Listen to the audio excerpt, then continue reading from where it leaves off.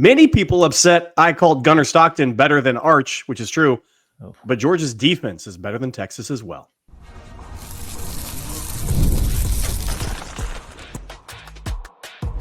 You are Locked On Bulldogs, your daily podcast on the Georgia Bulldogs. Part of the Locked On Podcast Network, your team every day.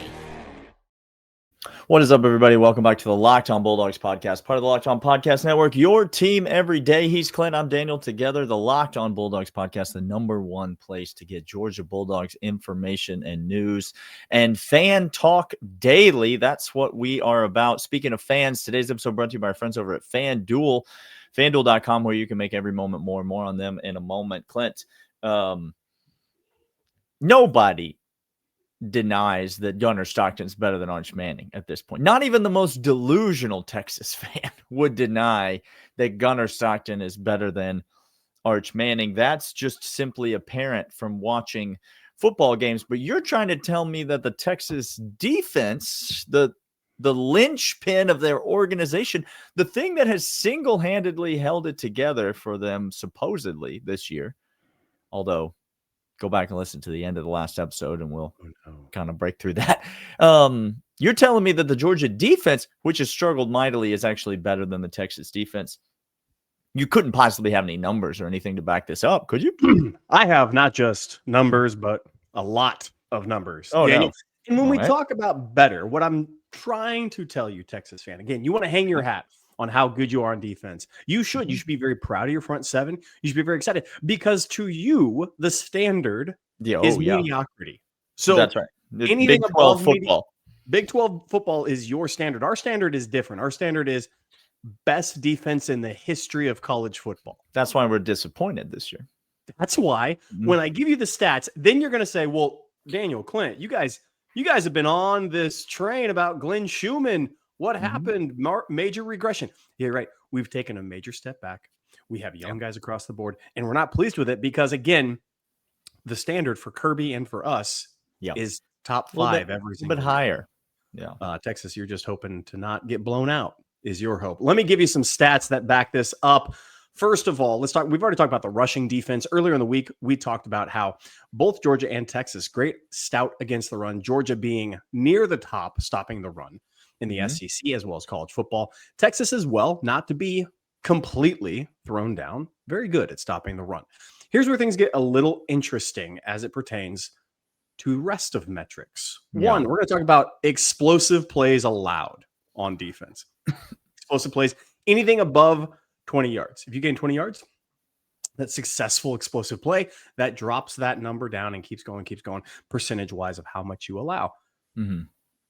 Here's the national rankings of explosive plays allowed on defense. You want your number to be closer to 1 on this. The best at stopping explosive plays, number 1. Number 13, Georgia. Top in the SEC at stopping explosive plays. That's good. I'm going to keep going down this list, and you'll notice something. Number 2, Alabama at 26, nationally second in the SEC.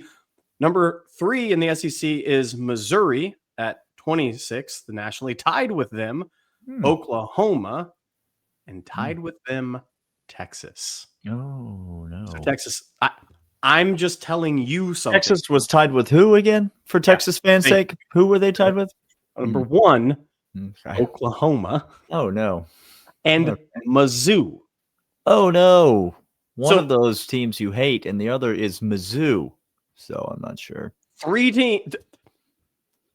None of those can be mistaken as SEC. Can I just tell you? That's not Southern. Mizzou's not Southern. Oklahoma's not Southern. Midwest, sure. I can jump with you on that one. Georgia, head and shoulders above Texas on allowing explosive plays, the same as Alabama. We've talked about Alabama's defense. But that's not all, Dan. Not only are we stopping the run at a better clip, we're stopping explosive plays at a better clip. We also, once we get to the red zone, here's what happened in the red zone and why Texas fans are saying our defense is elite, it's stout, yada, yada, yada. To begin the season, the red zone percentages were not great, Daniel, for Georgia. We were allowing teams to score at a high rate. Since September, We have gotten 19% better at stopping scores in the red zone. Yeah. 19% better. Yeah. Let me tell you what Texas has done in that same time span. They've allowed more points in the red zone since September. It's funny, when you stop playing Mickey Mouse schools and start playing SEC opponents, stats get a little weird.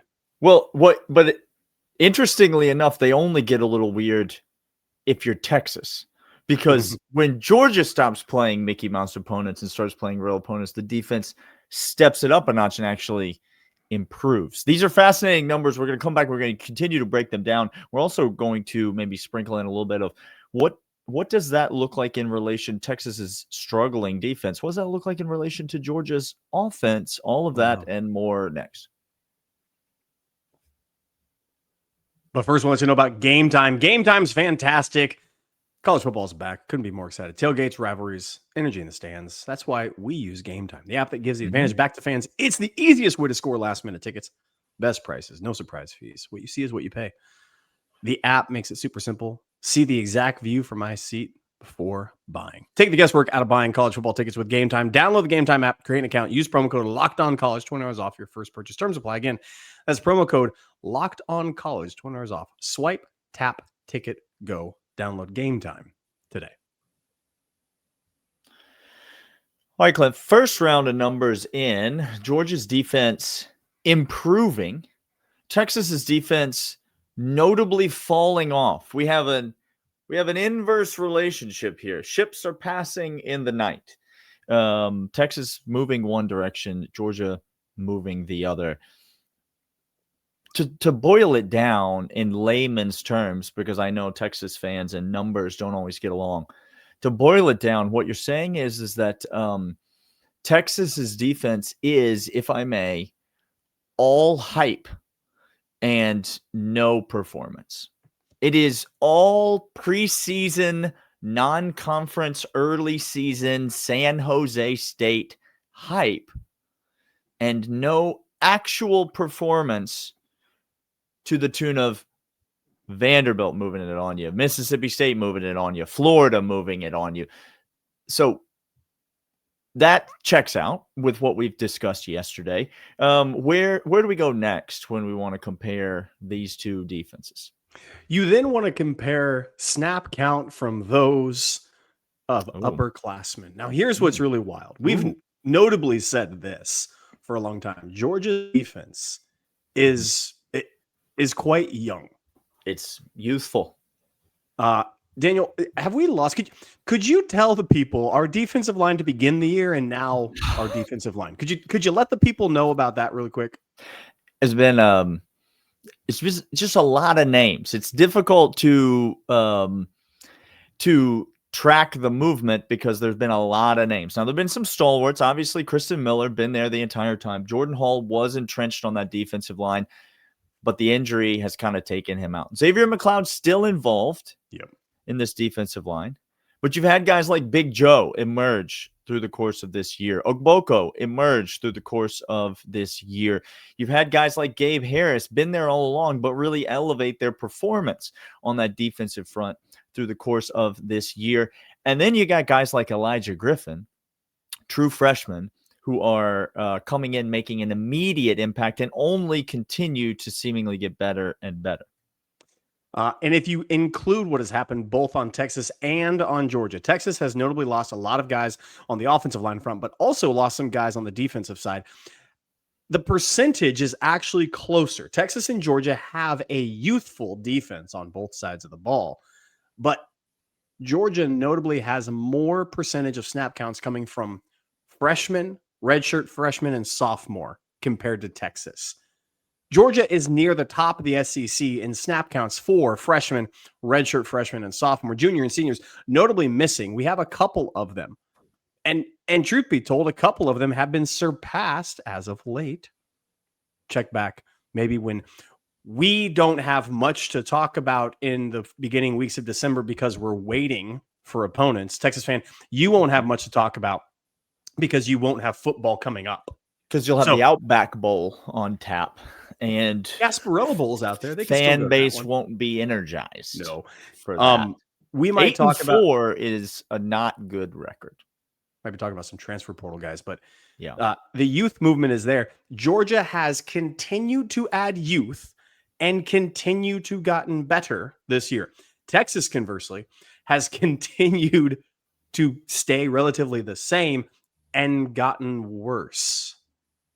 Yeah. What I'm trying to tell you is this defense is young and they got the snap counts. And now the talent behind that is exceeding expectations. Better red zone, better rush defense, better pursuit, and better tackling of the quarterback and run game. Texas, not the same style.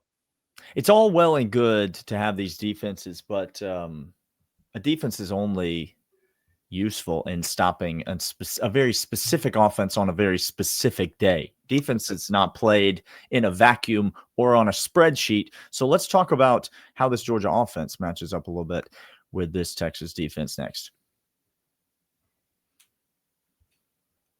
But we'll let you know about FanDuel. FanDuel's fantastic and the NBA is back. No better place to get on the action than FanDuel, the official sports betting partner of the NBA. Don't even fret if you worry and miss the start of the game. Jump right in. FanDuel has live bets and who's going to come back in the fourth quarter. Combine live bets with same game parlays. Bigger shot payout. Keeps getting more exciting, especially when your team is making that late push. Right now, FanDuel is giving new customers $300 in bonus bets when your first $5 bet wins. Head to FanDuel.com to sign up for your game with FanDuel, the official sports betting partner of the NBA. One of the things that we talked about early on, red zone defense, when the field gets a little shorter, how does the defense perform? One of the most important areas of football. How do you finish drives? And how does your defense finish drives? Because there can be a lot of garbage yards gained in a game. You know, you can move the ball up and down the field, you know, on your side of the 50. Correct. But if you never get down in that scoring range, then it's all for nothing. It doesn't really do anything but chew up the clock. Texas struggles to stop opponents the closer they get to the end zone. Meanwhile, Clint, what if I told you that on drives that cross their opponent's 40-yard line, okay, the University of Georgia is the number one offense in the nation in points per drive in those particular drives? That's interesting. Finishing drives, wild. Yeah, so you're talking about the number one offense in college football in terms of finishing drives with points, particularly when those drives get down in scoring range, not necessarily the red zone, but across the opponent's 40-yard line. Part of that has to do with the fact that Georgia has elite special teams, elite special teams and a kicking game. The other part of it has to do with the fact that Georgia can run the football and run the football effectively against even the premier run defenses in the country, of which we have already played and do not yet have on the schedule remaining. Correct. Yep.